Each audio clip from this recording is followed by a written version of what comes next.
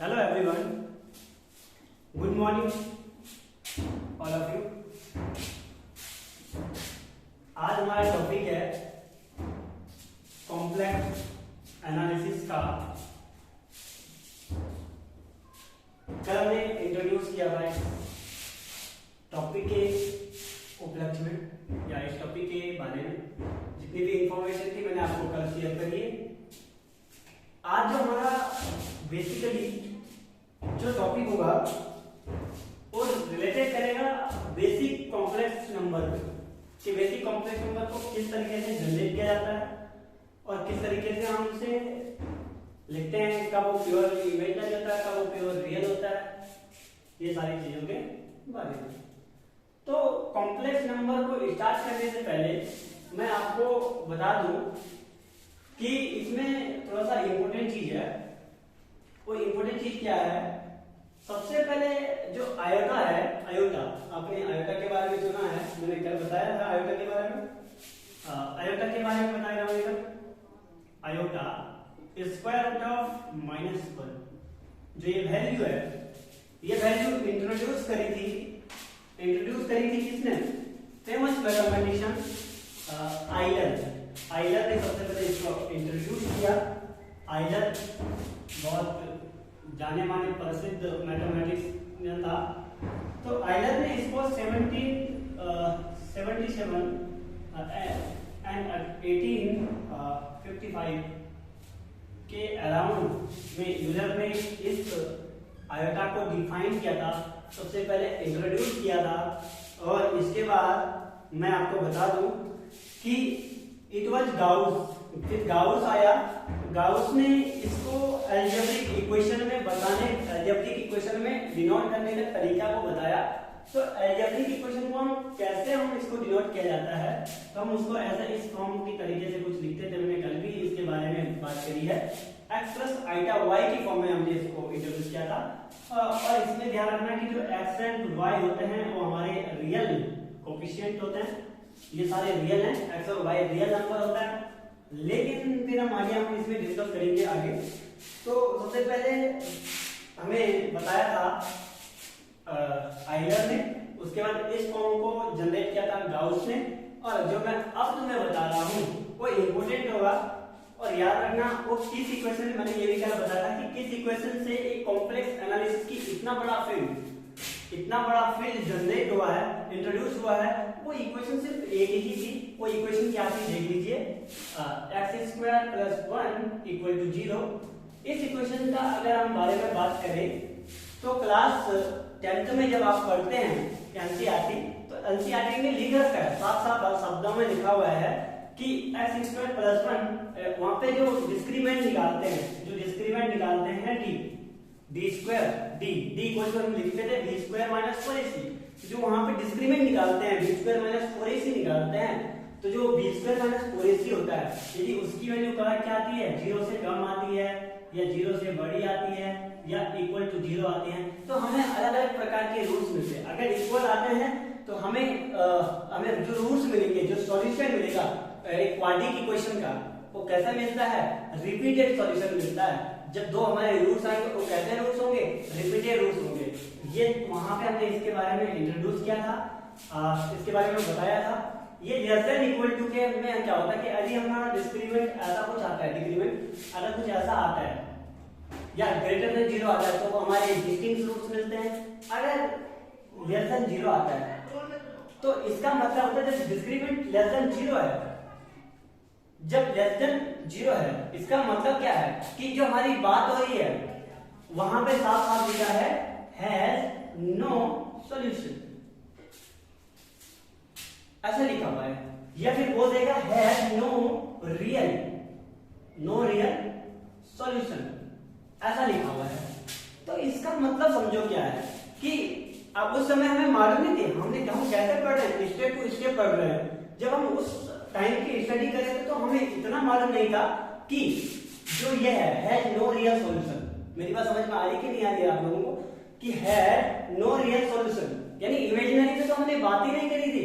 समझ रहे हो मेरी बात को? तो ये बाद में इंट्रोड्यूस हुआ, बाद में इसका पूरा पैटर्न आया। फिर हम उसको कॉम्प्लेक्स की फॉर्म में लिख सकते हैं, फिर हम उसको फिर उसकी अलग अलग प्रॉपर्टीज है, वो बात की बात है। लेकिन जो इंपॉर्टेंट चीज जो मैं कह रहा हूँ वो एनसीईआरटी ने जो क्लास 10th में ही दिया हुआ है कि है नो सॉल्यूशन भी बोल सकते हैं, ये बोलेंगे है नो रियल सॉल्यूशन या नो रियल रूल्स।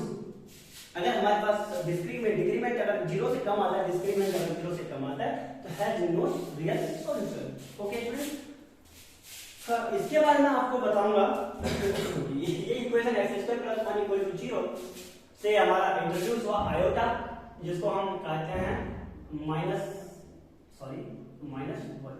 ये हमारा यहां से निकला।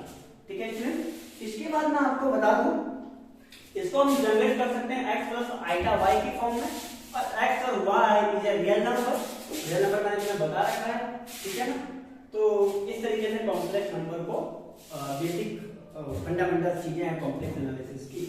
तो इसके बाद मैं लिख देता हूं आपके पास z = z से हम ज्यादातर डिनोट करेंगे x + i y, whereas x is a real and y is a real। Number दोनों रियल ही होते हैं। लेकिन अब मैं तुम्हें कुछ इंपॉर्टेंट चीज बताता हूं।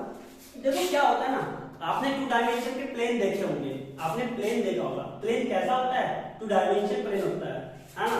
तो आपने जब वो चीज देखी हुई है तो क्या जब हमारे पास x और y में हमारे पास कोई चीज मिल रही है, यहाँ पे 3 डायमेंशन नहीं हुआ, जब हमारे पास x और y में कोई चीज मिल रही है तो लोकेशन जो बनेगी इसकी वो क्या बनेगी?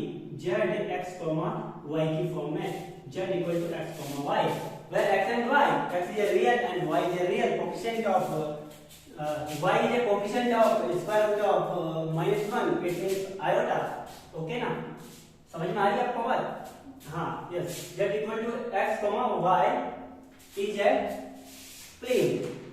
और कॉम्प्लेक्स नंबर जहां पे बात, देखो नंबर्स के बारे में हमने पढ़ी, रियल तक तो हम कैसे नंबर पढ़ते थे 1 डायमेंशन के हिसाब से, लेकिन जो हम अब पढ़ रहे हैं this is a 2 dimension base. It means हम कॉम्प्लेक्स एनालिसिस को किसी सरफेस, किसी प्लेन पर पढ़ रहे हैं। समझ में आ रही बात? तो इसके बाद मैं आपको बता दूं कि जो इसका रियल पार्ट बनेगा, रियल ऑफ z = मैं कहूंगा x, इमेजिनरी ऑफ z जिसके साथ आयोटा होता है वो इमेजिनरी हो जाएगा y। ओके, तो real of z = x and imaginary of z = y। Okay, so अब यहां से केस लिखना स्टार्ट कर लो। वो केस कैसे लिखोगे वो लिखो, उसको लिखोगे तो सबसे पहला केस लिखना ये x = 0। This is a complex number. Z = x + i y is a complex number. This is denoted by complex number. The form x and y are real, so x is a 0. It means x 0. Okay. So Z = i y. Then Z = i y.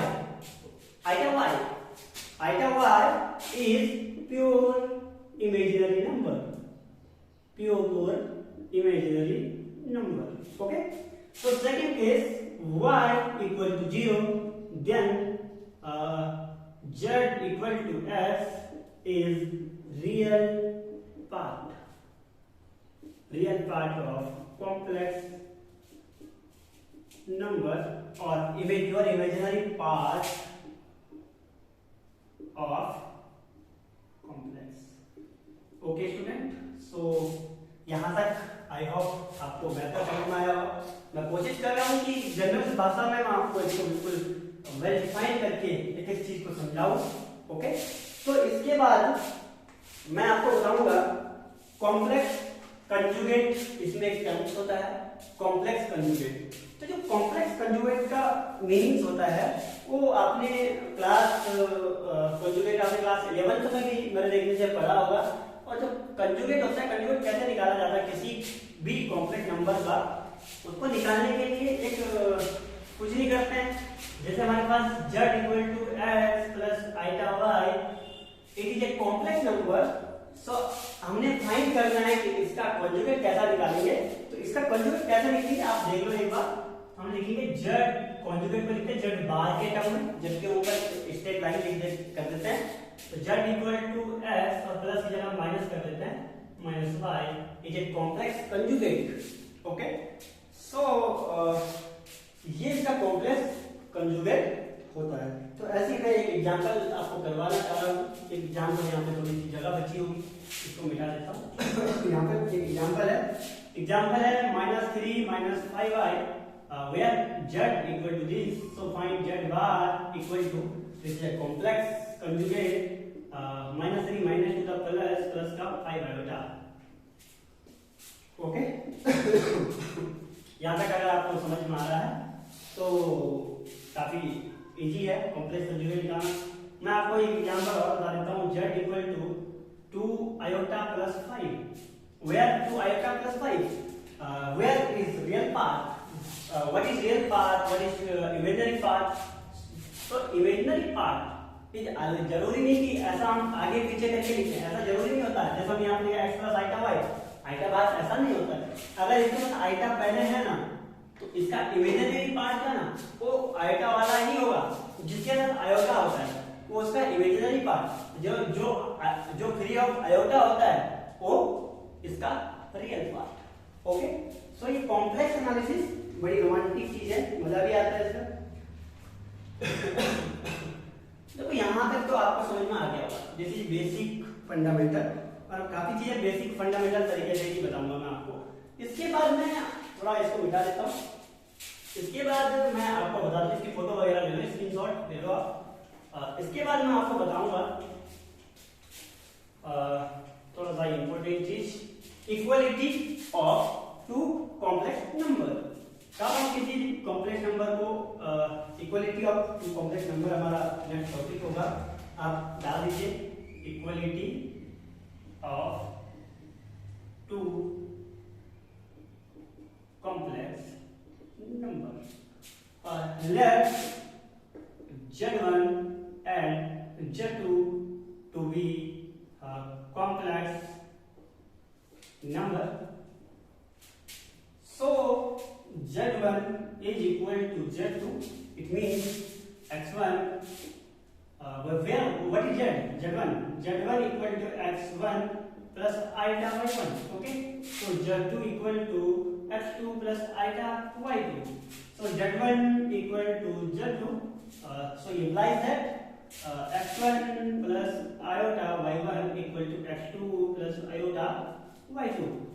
So real part is equal to second complex number का real part उसके बराबर होगा, और imaginary part is equal to imaginary part. If iota iota I have not write, it mean y1 equal to y2. This is imaginary part. यदि ये दोनों कुछ condition हमारे पास मौजूद होती है, इस तरीके से कुछ मिल जाता है, तो हम दोनों कॉम्प्लेक्स नंबर को इक्वल बोल देंगे. Real part example, suppose that a plus iota b equal to c plus iota d. So example है no, but same हो गया, फिर वही हो गया. a equal to c and v equal to d. Okay, यहाँ तक जब आपको ये सारी चीजें समझ में आ गई, इसके बाद जो नेक्स्ट टॉपिक है वो थोड़ा एडिशन और सब्ट्रैक्शन है. कॉम्प्लेक्स नंबर का एडिशन हम कैसे करते हैं, सब्ट्रैक्शन कैसे करते हैं, डिवीजन कैसे करते हैं, और मल्टीपल कैसे करते हैं दो कॉम्प्लेक्स नंबर का. तो मैं वो बता दूंगा आपको. थोड़ा सा जगह बनानी पड़ेगी. Okay, so next topic addition of two complex number. Topic है addition of two complex number. कैसा करो, लेट वही यहाँ पे लिखो, let Z1 equal to a plus iota b1, Z2 equal to a plus iota b2. This is a2, this is a1. Okay, तो to complex number को late कर दो. एडिशन कैसे करोगे वो देखना बाकी है. तो यहाँ पे एडिशन के लिए क्या करना पड़ेगा, Z1 प्लस Z2 कर लो, कोई दिक्कत नहीं. a1 प्लस a2 करोगे, a1 plus a2. Real part को एक साथ जोड़ोगे, इमेजिनरी पार्ट को एक साथ जोड़ोगे. सो आयोटा यहाँ से कॉमन निकल के आ जाएगा, यस और नो. तो b1 प्लस b2, ये एडिशन हो जाएगा कॉम्प्लेक्स नंबर का. Okay, so next subtraction. Subtraction कैसे करते, सेम सब्ट्रैक्शन की केस में भी ऐसे हो जाएगा. Z1 minus Z2 equal to just Z1 Z2 हमने दे ही रखा है, इसको माइनस करेंगे तो लिखो एक बार a1 minus a2 plus iota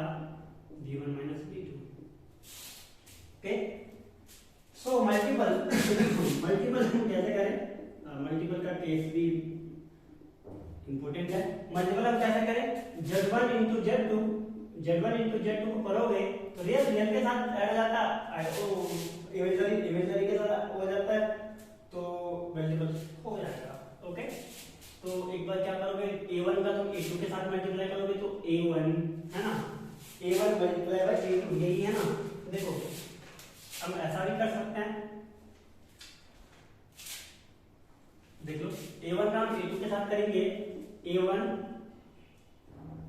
A2 minus B1 का B2 के साथ करेंगे B1 B2, ठीक है, प्लस हाँ yes okay okay right, iota यहाँ लिखोगे, फिर एक मिनट 1 मिनट, A1 दिस का दिस और दिस का दिस, तो A1 का तुम A2 के साथ करोगे तो A1 A2, फिर A का तुम आइटा B1 के साथ करोगे तो आइटा का के साथ करोगे तो A1 iota A1 B1, iota A1 B1 B2 A2 A1 B2 and iota common have to be and this is B1 B1 A2, okay, इस तरीके से करोगे। This is subtraction of complex multiple of complex number. Okay, so third case division. Division में हमें थोड़ा rationalisation करना आना चाहिए। रेशनलाइजेशन कैसे करते हैं वो देख लो। Z1 equal to A1 plus iota B1 और A2 plus iota B2, subtract करोगे फिर इसका रेशनलाइजेशन हमें करना पड़ेगा। तो इसका रेशनलाइजेशन करोगे तो A2 minus iota B2 upon A2 minus iota B2। Multiple करके हमने तुम्हें बता रखा है दो कॉम्प्लेक्स नंबर का कैसे तुम आपस में मल्टीपल करोगे, तो इन दोनों का मल्टीपल करोगे तो A1 का A2 के साथ हो जाएगा, A1 A का यहाँ हो जाएगा एक बार, तो माइनस का आयोटा B2 A1, फिर एक बार उधर हो जाएगा प्लस का iota B1 A2 minus minus plus minus का minus and iota square.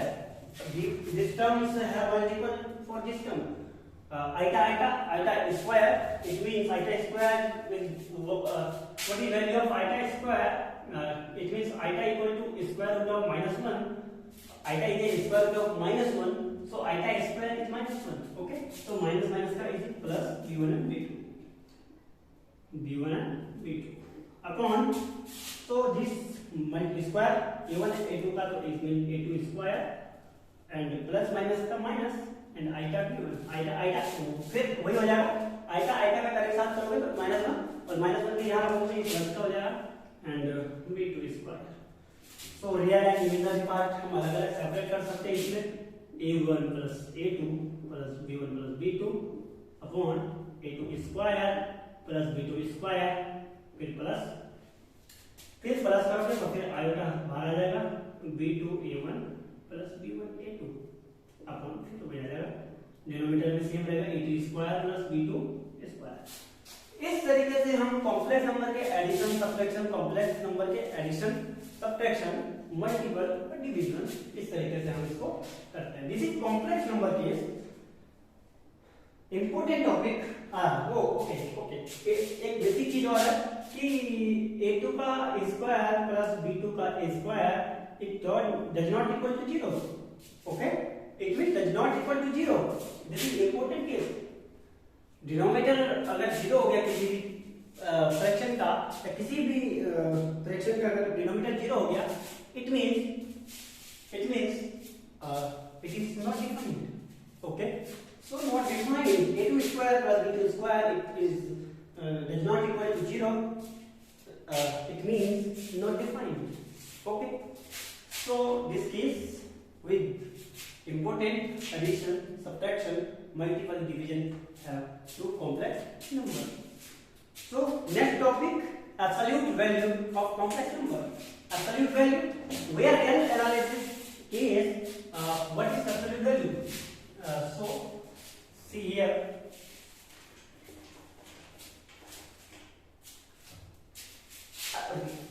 Real के केस में क्या होता है, मॉडुलस लगा दो माइंड किसी भी नेगेटिव नंबर में, सो दो कंडीशन बनते हैं हमेशा। मॉडुलस अगर आपने पढ़ा होगा, मॉडुलस ऑफ x के केस में अगर आपने पढ़ा होगा, एक तो मॉडुलस ऑफ x होता है, एक माइनस x होता है। ओके, तो पॉजिटिव का होता है जब x बड़ा होता है, क्या होता है, बड़ा होता है जब 0 से होता है 0 से इक्वल भी इसी में ले लेते हैं। So two case modulus have defined two case. First plus x, second minus x. If x is greater than or equal to 0, so positive x, and x is greater than or equal to 0, it is negative x. Okay. This case is real, but हम यहाँ पे case की बात कर रहे हैं complex की। Complex की केस में क्या हो जाता है, जैसे हम -3 का अगर तुम मॉड निकालोगे तो -3 आ जाता है, ये रियल के केस में होता है। Absolute value of real number अलग अलग तरह के होते थे। एब्सोल्यूट वैल्यू बचपन में जब आपने पढ़ा हुआ क्लास 9 क्लास 7 8 आईसीएससी पैटर्न की बुक्स में ये सारी चीजें मेंशन है, तो इसमें आप देखते हैं। फिर इसके बाद एब्सोल्यूट वैल्यू कॉम्प्लेक्स नंबर का कैसे निकालते हैं। तो जो एब्सोल्यूट वैल्यू है उसको हम एक चीज और भी बोलते हैं। एब्सोल्यूट वैल्यू को हम एक चीज और क्या बोलते हैं, absolute value of complex number. Absolute value of complex number. What is absolute value? Absolute value of complex number को हम एक नाम और से बुलाते हैं मॉडुलस ऑफ कॉम्प्लेक्स नंबर। सो किसी भी कॉम्प्लेक्स नंबर का मॉडुलस कैसे निकलता है आज हम सीखते हैं। तो modulus of z equal to करोगे, what is modulus of z? It means a plus iota b। Okay, so modulus of z square root of लगेगा square of real part, so that z equal to a plus iota b is a complex number. What is modulus of z? The find value of modulus of z. So modulus of z equal to a plus iota b, where a plus iota b. Okay. अब यहाँ क्या होगा, real और imaginary part का क्या हो जाएगा, square कर लेंगे। तो squaring of real part A square of imaginary part is square, real plus b square. This is modulus of z. Okay, this is modulus of z. This important properties have in complex number के case में modulus of z square is also equal to a square plus b square. This is modulus of z. This modulus of z square will cancel out. Okay, so square will cancel out. It means a square plus b square. Okay, so इसको हम ऐसा भी लिख सकते हैं a plus iota b. Where is complex conjugate? What is complex conjugate? A minus iota b equal to. So if multiple have two complex number, so multiple करेंगे यह देगा a square plus b square. Okay, so I hope this is z into z bar equal to modulus of z square. This is important property. Okay, modulus of z square equal to z into z bar. This is important property. Okay, so आज का जो lecture थोड़ा सा लंबा जाएगा। This is first property, it is important. This is second property, bar of z1 into z2 equal to. So इसको करने के लिए इसमें क्या हो जाएगा, बिल्कुल डिफरेंट बार हो जाते हैं। Okay, so this is okay, right? This is property self, आप लोगों को खुद करना होगा इसकी प्रॉपर्टीज, इसको प्रूफ खुद करना होगा, प्रूफ कर लेना।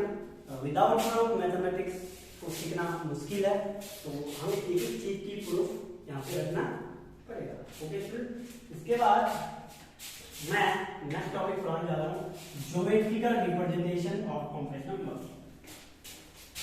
देखो मैथमेटिक्स के केस में क्या होता है कि ज्योमेट्रिकल रिप्रेजेंट करना बहुत जरूरी चीज होती है। तो हम मैथमेटिकली भी पढ़ते हैं, ज्योमेट्रिकल हमें सीखना जरूरी होता है। ज्योमेट्रिकल रिप्रेजेंटेशन हो सकता है मींस कहीं मिस्टेक हो जाए, रिप्रेजेंटेशन ऑफ कॉम्प्लेक्स नंबर देख लेना। Okay, geometrical representation of complex number. What is geometrical representation of complex number? Geometrical means मैंने बताया भी आपको थोड़ी देर पहले कि इसका जो वर्क होता है ना वो किस तरह होता है मालूम है? जैसे प्लेन, प्लेन का होता है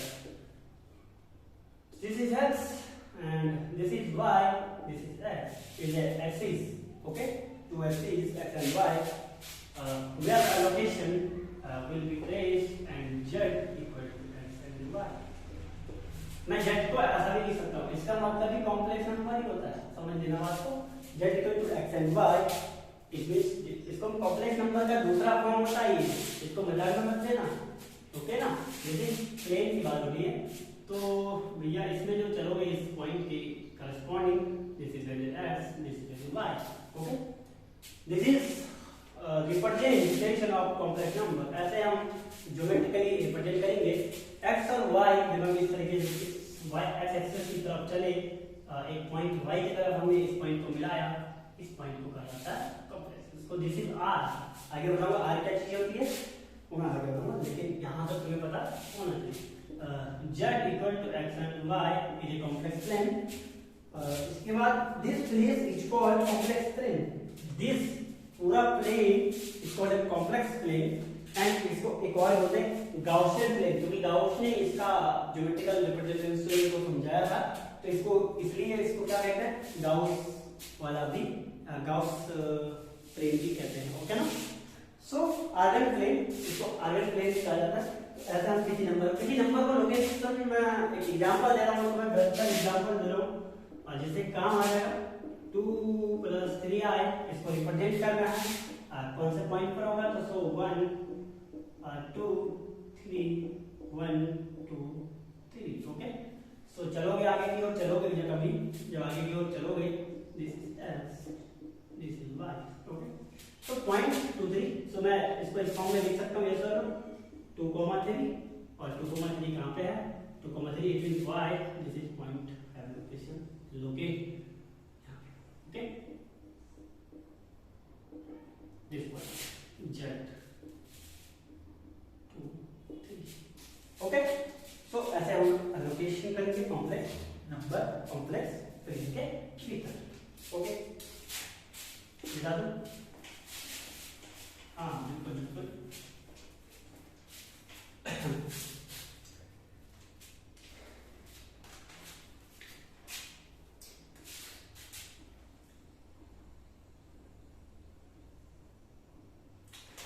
नेक्स्ट टॉपिक कि कॉम्प्लेक्स को पोलर की फॉर्म में भी हम कैसे लिखते हैं, तो लिख दो polar form of complex number. जब आप इतनी हाई लेवल की मैथ्स पढ़ रहे हो तो आपको पता ही होगा कि पोलर फॉर्म में हम लिखते कैसे हैं उसको, तो so x equal to r cos theta and y equal to r sin theta, okay. So x and y the value of r cos theta and r sin theta. What is complex number? Z equal to x plus iota y.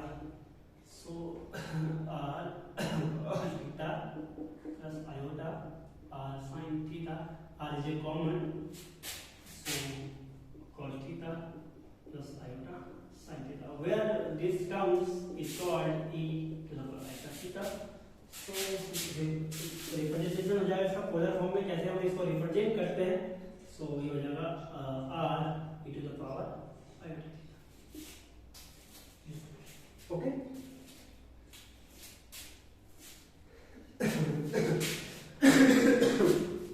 It is called polar form of complex number, okay. It's next topic, वाह, where is theta, where is theta, important question, where is theta, ठीक है, where is theta, so theta क्या होता है, theta is a value, theta एक angle है x and y, x और y के बीच का, between the x and y, theta is the angle between x and y, okay। where is theta, theta की value हम चेक करेंगे, वो निकलता है tan इनवर्स y होगा, this is important, okay। So to this is a polar form of complex number, where is theta, theta is tan inverse y upon x, okay। So next topic, okay, this is important, where r and theta is polar coordinate, this is polar coordinate, okay। what is polar coordinate, it means जैसे हमने अभी देखा ना, हमने क्या देखा, x और y is a Cartesian plane, x and y is a Cartesian coordinate, okay. This is r and theta is polar coordinate. इसके बाद सिलेंड्रिकल होता है। आगे 3 डायमेंशन में, अभी तक हम 2 डायमेंशन में पढ़ रहे हैं, 3 डायमेंशन में बहुत ज्यादा केसेस बन जाते हैं। जो स्फेरिकल होता है वो काफी कॉम्प्लिकेटेड फॉर्मूला होता है उसका। आगे हम जरूरत पड़ेगी तो मैं पक्का इस केस में उसको भी डिफाइन कर दूंगा। Okay, this is important. Okay, this is important case. First example minus plus minus 5 आएगा, इसको हमने पोलर फॉर्म में रिप्रेजेंट करना है। तो इसका जो तुम सॉल्व कर लेना घर में जाके, इसको हम पोलर फॉर्म में रिप्रेजेंट ऐसा करेंगे 5 into √2 e to the power iota 3 pi by 4। इसका सॉल्यूशन होगा I under √2 e to the power iota 3 pi by 4। x and y, the x and y is 5 and this and 5 and -5 and 5 solve करो तो minus का 1 और minus का 1 is the complex number. जब हम trigonometry में पढ़ते हैं तो -1 किसकी वैल्यू होती है 5 by 4 की वैल्यू 1 होती है, तो 5 - 5 by 4 it means 3 pi by 4 is theta. Okay, this is theta 3 by 4 where r is a what is r is a वो निकाला था हमने z modulus of z। Well r is a modulus of z निकालोगे तो modulus of z को निकालोगे r ऐसा करोगे तो मॉडुलस ऑफ z निकलेगा, वो क्या होगा a स्क्वायर प्लस स्क्वायर यानी 5 का स्क्वायर प्लस 7 का स्क्वायर इट मींस 10। ओके, तो √5 को बाहर निकाल सकते हैं 5 √2। Okay okay, thank you. इसके बाद next topic, this is important topic, very important topic. For reason argument निकालना बता रहा हूँ, इंपॉर्टेंट है टॉपिक। जानो आर्गुमेंट, कोई डाउट हो तो कमेंट बॉक्स में हमें इन्फॉर्म करें, मैं आपकी पूरी कोशिश करूंगा कोई डाउट को समझाने की। Okay, first property, this is important property, the argument is not a unit. Okay, one minute. Okay, r is a argument. Okay, where one z equal to x plus iota y, z equal to x plus iota y is a form of polar form है e की power iota theta, r e की power iota theta, do not alter, do not alter, do not alter। It means the argument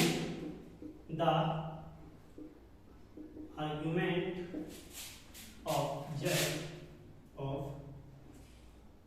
argument is not this is the first point। Argument unique नहीं होता क्योंकि argument सीधा सीधा depend करता है किस पर, थीटा पर। ओके, और थीटा की वैल्यू, थीटा इनफाइनाइट चॉइस होती है, आर्बिट्री होता है हमारे पास, हम थीटा को कुछ भी दे सकते हैं, ये हमारा निजी मामला है, हम थीटा को कुछ भी दे सकते हैं। थीटा पे हमारे पास थीटा को लेने के लिए इनफाइनाइट चॉइस है, तो हम कुछ भी दे सकते हैं। Okay, clear. Second point, theta lie, यदि थीटा लाई करेगा -π to +π, it means theta lie between +π -π, it means theta is principal value, theta is principal value। Okay, third point, this is important point, if z equal to 0 it is a complex, it is also 0, तो हम इसका जो argument है निकालेंगे, argument of z equal to argument of 0 it is not defined. Okay, इसके लिए हम सिर्फ आर्गुमेंट हम निकाल सकते हैं किसका, z not equal to 0। okay, so this is important। अब important टॉपिक तो ये हमें पता है, अब हमने इसके बाद जो इम्पोर्टेंट चीज पढ़नी है कि आर्गुमेंट कैसे निकालें, व्हाट इज आर्गुमेंट, कैसे हम आर्गुमेंट को फाइंड करें। सो आर्गुमेंट फाइंड करने के लिए हमारे पास कुछ केस है। वो केस ये है कि आर्गुमेंट का ऑब्जेक्ट, इसमें केस लिखना आपने लेना थोड़ा सा बेहतर तरीके से मैं समझा पाऊँ इस पॉइंट को, ये इम्पोर्टेंट है। आर्ग्यूमेंट ऑफ जेड को हम इस फॉर्म में लिख देंगे, ऐसा लिख लो। यहाँ पे एक हम बना लेते हैं, एक प्लेन बना लेते हैं, complex plane. This is X, this is Y, और this is X dash, this is Y dash. अब मुझे आप बताओगे कि इसमें चलेंगे तो क्या यहाँ पे y 0 होगा कि नहीं होगा इस लाइन पे? यस और नो? इस लाइन पे y 0 होगा, इस लाइन में x 0 होगा कि नहीं होगा? इस लाइन में फिर y 0, पूरी लाइन में x 0 y 0। ओके, ये तुम्हें पता है, मालूम है। तो आइए हम इसमें लिखते हैं what is theta. Theta is a tan inverse y upon x। Okay, so argument कैसे निकालेंगे, आर्गुमेंट ऑफ z को हम कैसे फाइंड करें, this is important topic. Okay, तो आर्गुमेंट ऑफ z को फाइंड करने के लिए हमें क्या करना चाहिए? सबसे पहले हमारे पास एक फॉर्मूला होता है।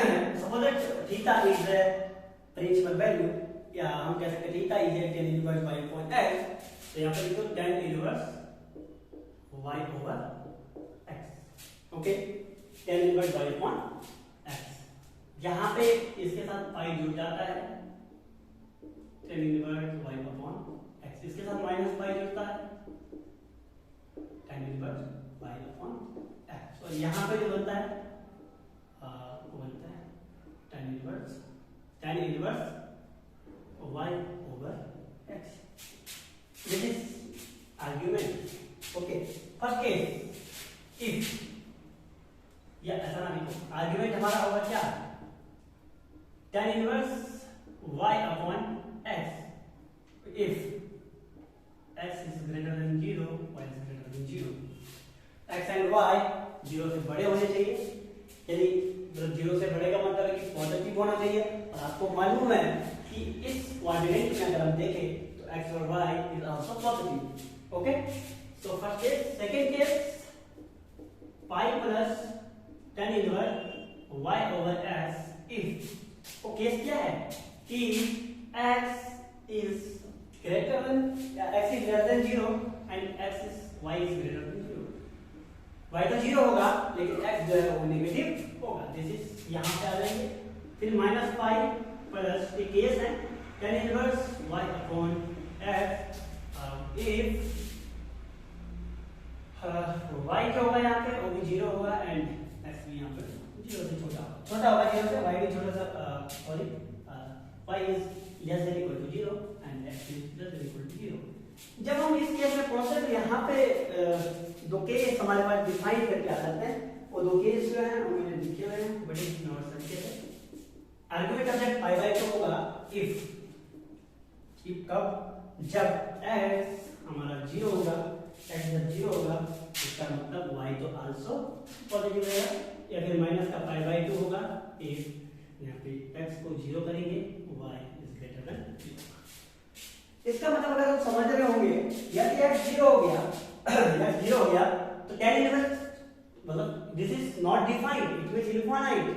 और tan के अगर टेबल में पढ़ते, tan के उसमें चले हम, tan के नंबर ग्राफ में जाए तो ये आपको मालूम होगा कि यदि डिफाइंड पाई बाय 2 पर tan क्या होता है, नॉट डिफाइंड हो जाता है। तो पाई बाय 2 क्योंकि y upon x 0, if x यदि x 0 है तो नॉट डिफाइंड, इसका मतलब पाई बाय 2 पर ये क्या हो जाएगा defined. This is argument of z, ये मेथड है आर्गुमेंट ऑफ z निकालने का, ठीक है। इसके क्वेश्चन मैं आपको कल बताऊंगा, क्वेश्चन में सारे इसके आपको कब बताऊंगा, कल, ठीक है ना। इसके बाद मैं आपको थोड़ा सा और पॉइंट से इंट्रोड्यूस कराऊंगा। द रिजल्ट लिखो, इसके बाद रिजल्ट इसको मिटा दो, एक बार फोटो ले लो बढ़िया सी जूम करके। ओके, इसके बाद मैं आपको बताऊंगा आर्गुमेंट ऑफ आई कैसे निकालते हैं। कुछ रिजल्ट है, जो आर्गुमेंट ऑफ आई है वो पाई बाय 2 होता है। देखो फटाफट इसको प्रूव करके आना, घर में आराम से प्रूव कर लो। माइनस आयोटा माइनस का pi by 2। Third case, argument of 1 minus iota equal to minus का pi by 4। in fourth case है argument of minus 1 minus iota equal to minus 3 pi by 4। पांचवा है इसमें argument of minus 1 equal to pi। okay, so this is important। okay, है 5 digit, this is very important. What is i? I is convert by i two, क्या हम ऐसा लिख सकते हैं 0 प्लस आयोटा 0 आयोटा 1 आयोटा लिख दो। ओके, तो निकालो थीटा। अच्छा x 0 है, y क्या है? y क्या है? नॉन जीरो है कि नहीं है? y नॉन जीरो है ना, और 0 से बड़ा है ना, 1 है तो 0 से बड़ा आंसर होगा। इसलिए कौन सा केस आ जाएगा? जो चौथा केस था, जब हम आर्गुमेंट निकालते थे ना, पीछे देखो जो आपने लिखा होगा उसमें देखना, जो आर्गुमेंट ऑफ z था ना, जब हम आर्गुमेंट ऑफ z निकालते थे तो जो सबसे लास्ट में था, यदि x 0 हो जाता था तो उसका आर्गुमेंट कितना आ जाता था? π/2। कब? जब y भी 0 हो जाएगा। ओके, y जब 0 से बड़ा हो जाएगा। ऐसे हम यहाँ पे माइनस आई के में देखो, सेकंड में देखो, माइनस आई को कैसे लिख सकते हैं? 0 माइनस आई, लेकिन y से -1, y से -1, इसका मतलब y क्या है? 0 से छोटा है, और जब y 0 से छोटा होता है तो -π/2 इसका क्या निकल जाता है? आर्गुमेंट। ओके, 1 माइनस आई का निकालोगे, इसका मतलब y से -1 और x से, हाँ, तो कौन सा क्वाड्रेंट में आएगा? x भी, x तो पॉजिटिव है, y नेगेटिव है, x पॉजिटिव है, y नेगेटिव है, कौन से क्वाड्रेंट में आएगा? चौथे क्वाड्रेंट में अलग ही नहीं आएगा। इसको निकालो, खुद घर से निकाल के आना। Argument of -1 minus i iota equal to -3 π/4। इसको भी देख लेना, इसको भी देख लेना। Okay, so this is important result, this basic result. Okay, कोई दिक्कत है तो कमेंट बॉक्स में आप, तो मैं कमेंट बॉक्स खोल दूंगा, उसमें आप उसको लिख लीजिए। ठीक है, प्रॉपर्टीज ऑफ आर्गुमेंट, टॉपिक क्या है? Properties of argument. Properties of argument. First property, argument of z1 and z2, argument of z1 into z2 equal to होता है argument of z1 plus argument of z2। Second है argument of z1 upon z2 equal to argument of z1 minus z2।